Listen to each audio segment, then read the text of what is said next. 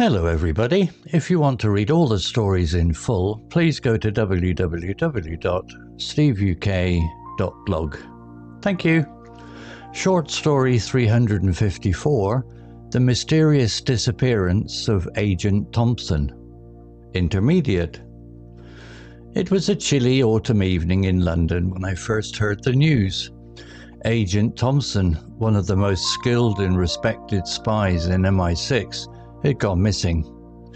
I was sitting in my small office, sipping my cold coffee, when my boss, Director Lee, stormed in. "Jackson, we have a problem," he said, his face tense with worry. "Thompson was on a mission in Berlin, and we lost contact with him 2 hours ago. We need you to find out what happened to him." I nodded, feeling a rush of adrenaline. This was my chance to prove myself as a capable agent. I quickly grabbed my bag and followed Director Lee to the briefing room. As we walked in, I saw a group of agents gathered around a large table, studying maps and files. Director Lee cleared his throat to get everyone's attention. "All right, let's get started. Agent Thompson was sent to Berlin to meet with a source who claimed to have information about a potential terrorist attack. We last heard from him when he arrived at the meeting point, but after that, nothing. We've tried contacting him, but his phone is dead and his tracker is offline." I listened intently, taking in every detail. This was a tough one. Berlin was a big city, and finding Thompson would be like looking for a needle in a haystack. "Jackson, we need you to go to Berlin and find out what happened to Thompson," Director Lee said, handing me a folder with all the necessary information. "Be careful though. If something has happened to him, it's likely that you'll be in danger too." I nodded, feeling a surge of determination. I was ready for this mission. As I arrived in Berlin, I was struck by the city's vibrant atmosphere. The streets were bustling with people, and the smell of currywurst filled the air. I made my way to the meeting point, a small cafe in the heart of the city. When I arrived, I saw a woman sitting at a table, sipping a cup of coffee. She looked nervous, glancing around the cafe as if she was waiting for someone. "Are you the source?" I asked, approaching her. She nodded, her eyes darting towards me. "Yes, I'm Anna. I was supposed to meet Agent Thompson here, but he never showed up." I sat down next to her, taking out my notebook. "Can you tell me what happened?" I asked Anna, trying to keep my tone calm and reassuring. Anna hesitated, looking around the cafe nervously. "I arrived here at 2 p.m. just like we agreed. I waited for 20 minutes, but Agent Thompson never showed up. I tried calling him, but his phone was dead. I was about to leave when I saw a suspicious person lurking around the cafe. He was wearing a black hoodie and sunglasses, and he looked like he was trying to avoid attention." I scribbled down some notes in my notebook. "Can you describe this person in more detail?" Anna thought for a moment.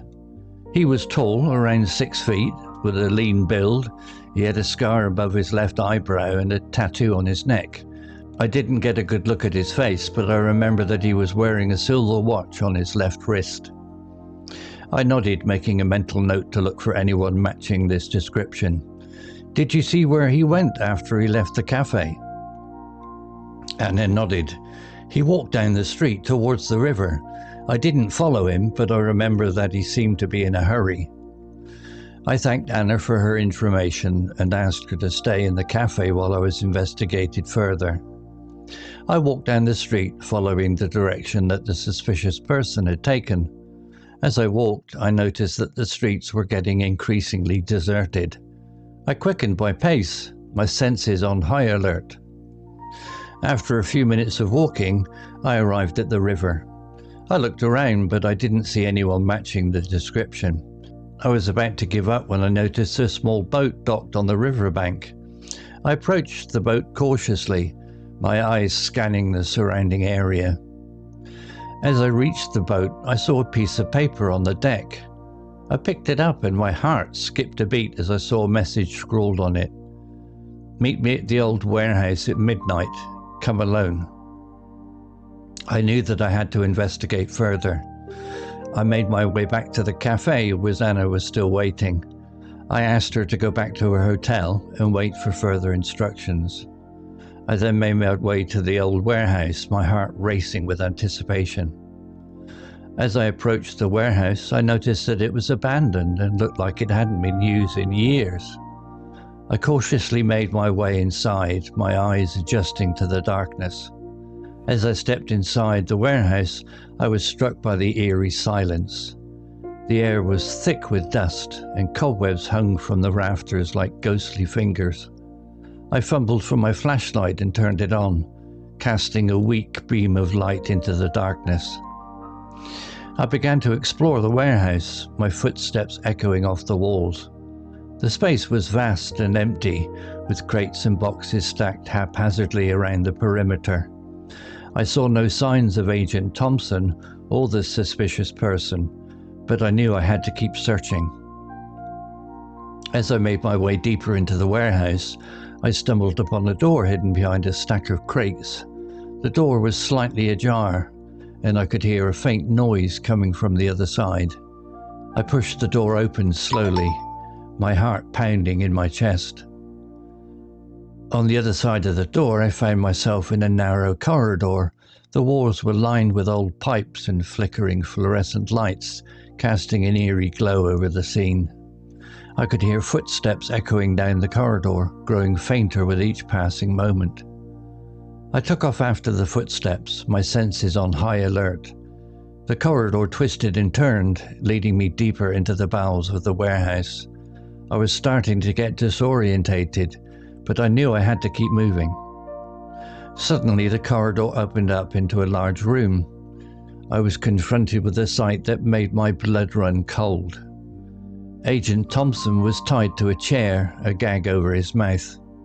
The suspicious person was standing over him, a cruel smile spreading across his face. "Welcome, Agent Jackson," the man said, his voice dripping with malice. "I've been expecting you. You're just in time to witness the final act of our little drama." I knew I had to act fast. I charged at the man, but he was too quick. He pulled out a gun and pointed it at Agent Thompson's head.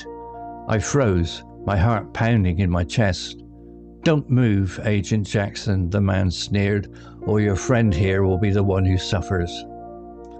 I was trapped. I knew I had to think fast, or Agent Thompson would be doomed. But for now, I was at the mercy of this ruthless adversary. And then, just as all hope seemed lost, I heard a noise behind me, the sound of footsteps echoing down the corridor. The man's eye flickered towards the door, and for a moment, his attention was diverted. It was all the opportunity I needed. I launched myself at the man, determined to disarm him and free Agent Thompson. We crashed to the ground, wrestling for control of the gun. The man was strong, but I was driven by desperation. I managed to pin him to the ground, my fingers closing around the gun. I twisted it out of his hand, feeling a surge of triumph. As I stood up, panting, I saw Agent Thompson staring at me in gratitude. I quickly untied him, and he rubbed his sore wrists. "Thanks, Jackson," he said, his voice hoarse from the gag. "I owe you one." I smiled, feeling a sense of relief wash over me. "No need to thank me, Thompson. We're a team." Together we turned to face the man who was now standing, his eyes blazing with anger. "You'll never take me alive," he snarled, pulling out a small device from his pocket. I recognized it as a detonator, and my heart sank. "What have you done?" I demanded. The man smiled, a cold, cruel smile. "I've rigged the warehouse with explosives. You'll never leave this place alive." I knew I had to act fast. I grabbed the man, holding him in a tight grip. "Where's the bomb?" I demanded. The man struggled, but I held him firm. "It's too late," he sneered. "The bomb will go off in seconds." I knew I had to think fast. I looked around, my eyes scanning the room. That's when I saw it, a small console in the corner with a countdown timer ticking away. I sprinted towards the console, the man struggling in my grip. I reached the console, my fingers flying over the keys. I managed to disable the bomb just as the countdown timer reached 0. The room was silent except for the sound of our heavy breathing. I turned to the man, my eyes blazing with anger. "It's over," I said, my voice cold. "You've lost." The man looked at me, his eyes filled with hatred, but I just smiled, feeling a sense of satisfaction. "You're going down," I said, hauling him away. As we walked out of the warehouse, I felt a sense of pride. We had saved the day and brought a terrorist to justice. As we stepped into the bright sunlight, I knew that this was just the beginning. There would be more missions, more challenges, and more danger. But I was ready. I was a spy, and this was my life. As we walked away from the warehouse, I couldn't help but think about the events that had just transpired. It had been a close call, but we had made it out alive, and I knew that I had to be more careful in the future, that I had to be prepared for anything. I looked over at Agent Thompson, who was walking beside me. He was a good man, a seasoned agent, and I was glad to have him as a partner. "What's next?" I asked him as we walked towards our car. Thompson smiled. "I think we've earned a break," he said. "Let's head back to HQ and debrief. We can figure out our next move from there." I nodded, feeling a sense of relief wash over me. A break sounded good. I was tired, and I knew that I needed to rest. As we drove back to HQ, I couldn't help but think about the mission we had just completed. It had been a success, but it had also been a close call. I knew that I had to be more careful in the future, that I had to be prepared for anything. When we arrived at HQ, we were greeted as heroes. Our colleagues congratulated us on a job well done, and our superiors praised us for our bravery and skill. I smiled, feeling a sense of pride and satisfaction. It was moments like these that made all the hard work worth it. As we debriefed and filled out our reports, I couldn't help but think about the future. What would our next mission be? Would we be able to complete it successfully? I didn't know, but I was ready. I was a spy, and this was my life. Vocabulary notes. Chilly, adjective. Example, it was a chilly autumn evening in London when I first heard the news. Meaning, unpleasantly cold. Similar words, frosty, brisk, crisp. Tense, adjective. Example, Director Lee's face was tense with worry. Meaning, feeling or showing anxiety or stress. Similar words, anxious, worried, strained. Rugged, adjective. Example, the man was rugged and rough looking. Meaning, strong and rough in appearance or manner. Similar words, tough, rough, robust. Scurrilous, adjective. Example, the man's scurrilous smile made me feel uneasy. Meaning, insulting or slanderous. Similar words, insulting, defamatory. Detonator, noun. Example, the man pulled out a small device from his pocket, which I recognized as a detonator. Meaning, a device used to set off an explosive charge. Similar words, fuse, igniter. Console, noun. Example, I sprinted towards the console, my fingers flying over the keys. Meaning, control panel or computer terminal. Similar words, panel, dashboard. Debrief, verb. Example, let's head back to HQ and debrief. Meaning, question or interview someone after an event or mission to gather information. Similar words, interrogate, question, interview. Seasoned, adjective. Example, Agent Thompson was a seasoned agent. Meaning, and skilled through long practice or training. Similar words, veteran, skilled. Strained, adjective. Example, the man's eyes were strained with hatred. Meaning, signs of tension or stress. Similar words, anxious, worried. Robust, adjective. Example, the man was robust and strong-looking, meaning, and healthy in body or mind. Similar words, strong, sturdy, vigorous.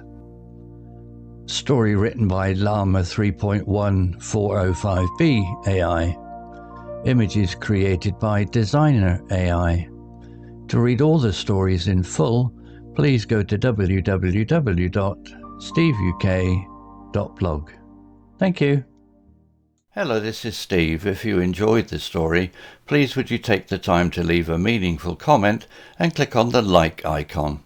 If you want to know when the next story has been uploaded, please click on the notify bell icon to be notified. If you haven't already, please subscribe to my channel and tell your English learning friends so they can benefit too. Thank you.